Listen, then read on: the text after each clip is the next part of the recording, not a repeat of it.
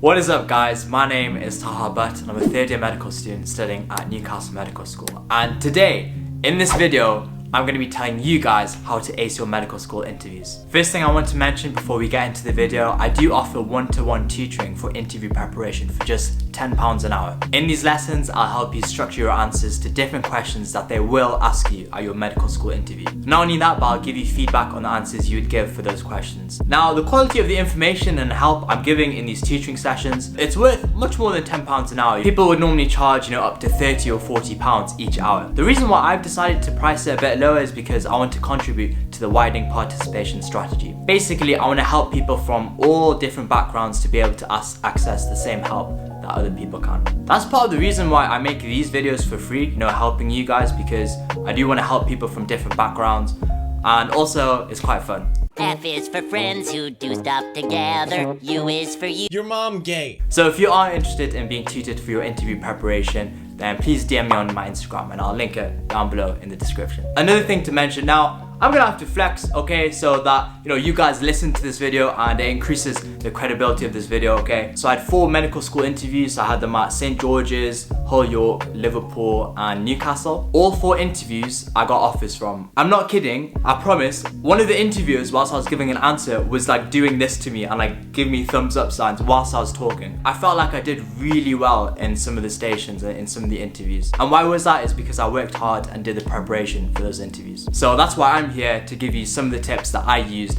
to ace my interviews. First tip, it's not about what you've done, it's about how you can reflect upon your experiences. I cannot stress this enough, okay? It doesn't matter that you've gone on this sort of expedition to Thailand and done all these amazing things, like trekked through a forest, through a jungle for 4 days, or did lots of charity work and built a hut for a village and helped out and raised money for them. It doesn't matter, okay? That's all great, that's all amazing, and they might be impressed by it. The interviewer might be impressed by your experience, but it's about what you've learned from those experiences. How has that experience allowed you to develop your teamwork, communication, empathy skills? What did you learn? What did you learn from all of that? That's what the interviewer is looking for. It's not good enough to just say what you've done, but also you need to explain it as well. A big bulk of the questions that they will ask you at your medical school interviews is going to be based around the GMC competencies of a good doctor. Basically the skills that the General Medical Council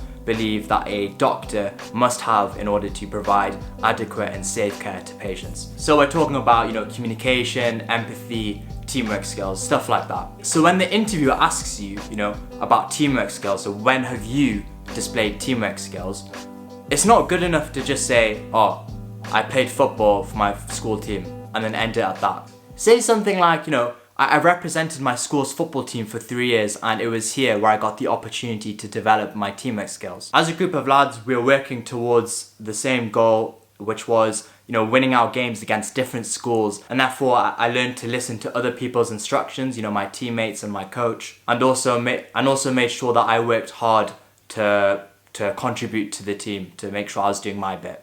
I believe that empathy is an important part of teamwork skills, and it was here I learned the value of being empathetic. For example, in one instance, in one game, one of my teammates were being shouted at because they were playing so bad, and I stuck up for my teammate, and in fact at halftime I raised this as an issue and I called for it to be stopped. Me sticking up for my teammate was important for keeping the morale of the whole team high and keeping everyone focused. And then after you do that, it would be so impressive if you then go on to say like how that translates to being a doctor or a medical student. So just say like, it's important for a doctor to be able to work with, the different members of the multidisciplinary team in order to provide the best patient care that they can. Do you see how that is so much better? That's so much better than just saying, one sentence, oh yeah, I did this. That's where I displayed teamwork skills. So don't just say, oh, I worked at a care home for 4 weeks. That's why I'm empathetic. I went on work experience and I saw a doctor break bad news. That's where I saw communication skills. Don't just say that. You need to have a point and then explain that point and give a specific example. Do you see in my answer, I gave a specific example. My teammate was being shouted at because they were making mistakes, and then I stuck up for him and I was able to raise the morale of the team. That's part of teamwork skills. Do you see that specific example that I gave? Universities love that. Give those specific examples, and it helps if you be honest. If you try and, on my days, I've been there, yeah, okay. If you try and lie in your interview, a lot of them will catch you out. You naughty, naughty, you teasing me, you naughty, naughty.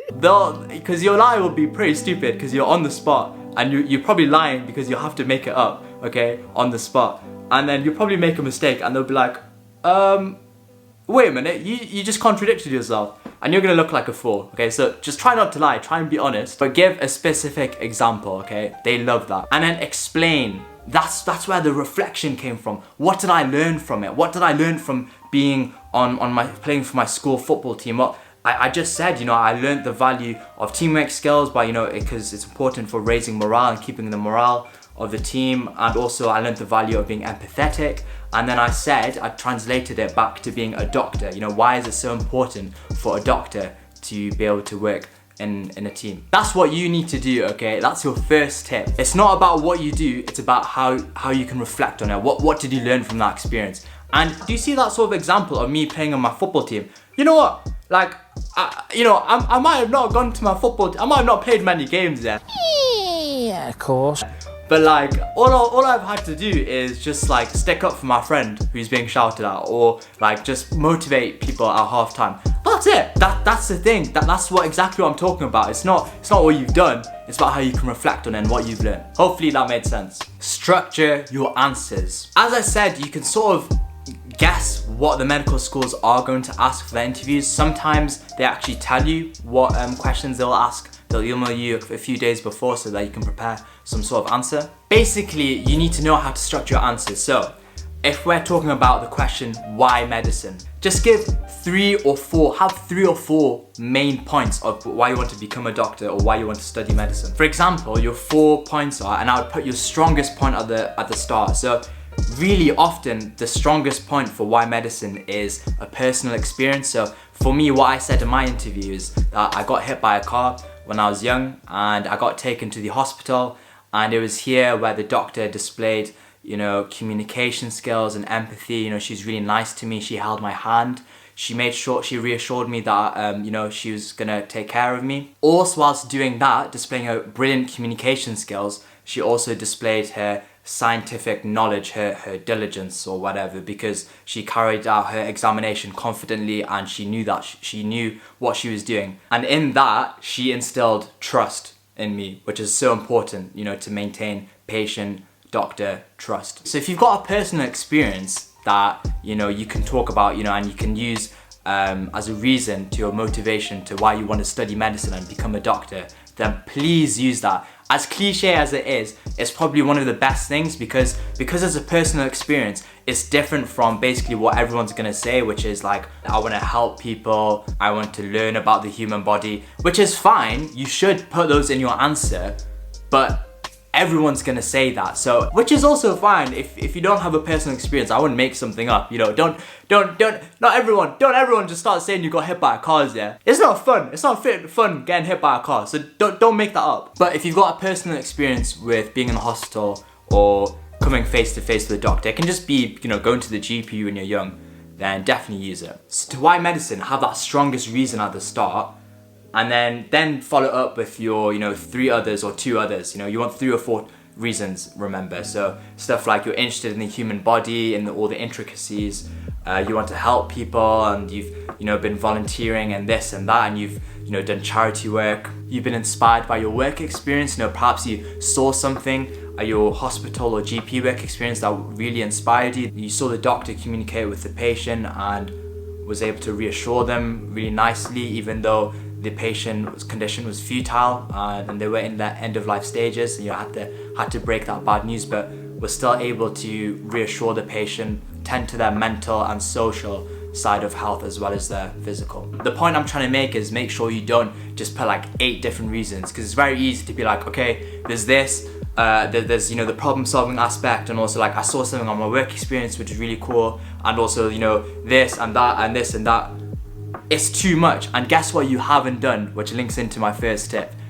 You haven't reflected, you haven't said what you learned. So again, it's the same sort of thing of you're doing the point, I'm interested in the human body.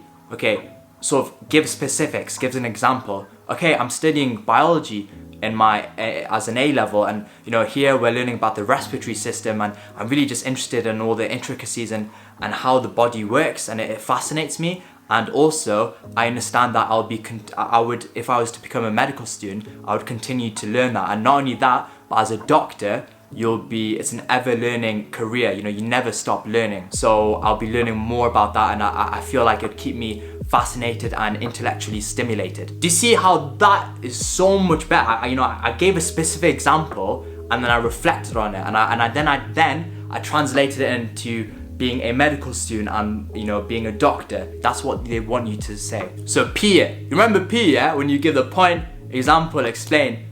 Pee all over the interviewer. Just psh, do that. Inshallah. And you can sort of use the same thing for all the different questions that they're gonna ask you. You know, teamwork, wherever you display communication, blah blah blah blah, empathy, all of that, wherever you've seen it. Say what you've done or what you've seen. So give that point. You know, and give that a specific example, give specifics, and then explain it, say what you learn, and then say how that translates to being a doctor and a medical student. And it's helpful, again, with those other questions. How have you developed your communication skills? How have you developed your teamwork, empathy, all of that, whatever. To give at least like 2, 3, 4 like reasons or points, depending on how much you want to go into each point, like how much you want to explain into each point, like around that number, 2, 3, 4. Just bear in mind, you know how much time they give you for each question, find that out. You know, it differs between different universities, but it's normally, it can be like 5, 6, 7 minutes, or it could even be 10 at some universities. So with that knowledge, just sort of choose before your interview, like how many points you're gonna say for those type of questions. The last tip, okay? Now, this is so important. So important, so please listen up. Interviews are like a performance.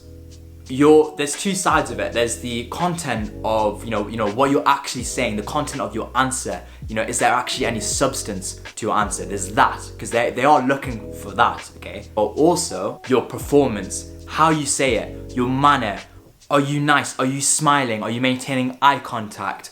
Are you just your general demeanor? That's so important. I know the interviews are going to be carried out online, I think, for this year because of COVID reasons, but you can still smile, you can still be presentable, you can still be really nice. I remember, when I was answering questions for my interviews, I had to remember to smile, because when I was in my interviews, I was very stressed out. You know, I'd be, you know, focusing on getting this knowledge out, and so my face would be like this. Yeah, I was so tense, and that's so easy to do, and everyone does it. But you just gotta remind yourself, just smile, just be nice.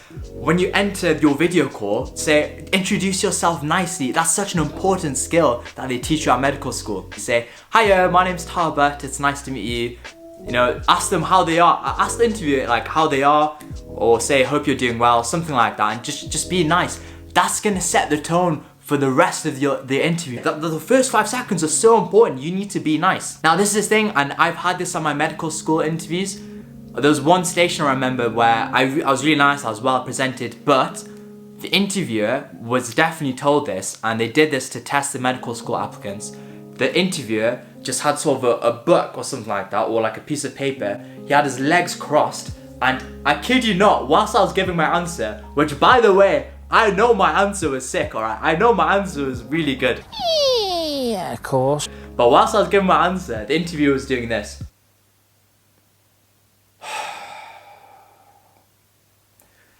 The interviewer was rolling his eyes at me, man. And I'm telling you, I know my answer was sick, and I was not being rude at all. I was being so nice. But why was he doing that?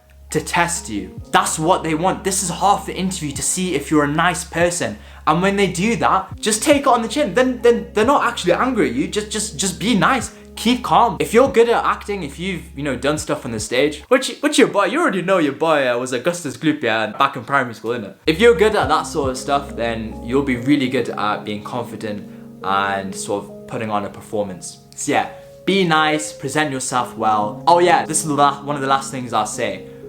Again, when you're nervous, remember to smile, but also slow down for some of you, okay? You'll talk really quickly, and you want to talk clearly and slow enough for the interviewer to understand and to pick up on the key words that you will use in your answers that will really impress them. If you've got really a lot of substance to your answer and if you're using all these key words that the interviewer would love to hear and the medical schools would love to hear you say, if you're saying it too quickly, then they can't mark it in time. The interviewer has to listen to you and mark at the same time, okay? So you need to just speak slowly and clearly, okay? And yeah, and be nice. I think that's it. Obviously, there's more tips that I could give. I might make more interview videos in the future as well. But again, as I said, you know, if you're interested in one-on-one tutoring on video call, please DM me on Instagram. You know, I'll give you more sort of personalized help towards you. I'll teach you how to answer the specific questions about communication, empathy, all the different stations that they could test you on, and basically structure your answers that are more personalized to you, sort of things that you could say. And I'll help you to absolutely smash your interviews as well. Also as well, check out my friend Junaid's channel. He's made a few videos on interviews as well. He's made a series, so please check out them as well. They're brilliant videos. He's got specific videos on ethics and other ones as well that you should check out before your interview, so check out him as well. But yeah, thank you guys so much for watching. If this video has helped you in any way, please hit the like button, subscribe, share with your friends as well. I'd really appreciate it. And yeah, I'll catch you guys in the next one, next week, next Sunday. Videos every Sunday. Subscribe, watch my vlogs, just do everything. Just subscribe and you'll pass your interview. How about that? Alright, bye.